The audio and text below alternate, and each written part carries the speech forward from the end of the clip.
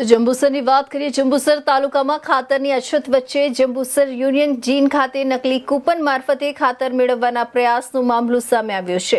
જંબુસર પોલીસે આ મામલે મુસ્તકીમ અશરફ અને સફાન ઇદ્રીસ નામના બે શખ્સોની ધરપકડ કરી છે। હું જીતેન્દ્ર કુમાર ઠાકોરભાઈ પટેલ, જે Jambusar taluka cooperative purchasing union Jambusar manager.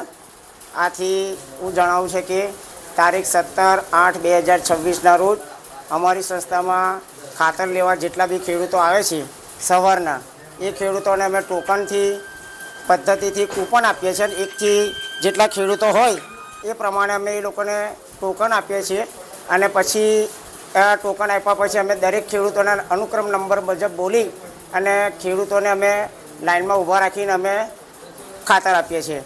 પરંતુ બપોરે લગભગ 2:30 ગાળામાં કોઈ ઇસમ અમારી સંસ્થાની જે કૂપન બનાવતા હતા એવી ડુપ્લિકેટ કૂપન બનાવી અને ખાતર મેળવવાના પ્રયત્નો કરેલ।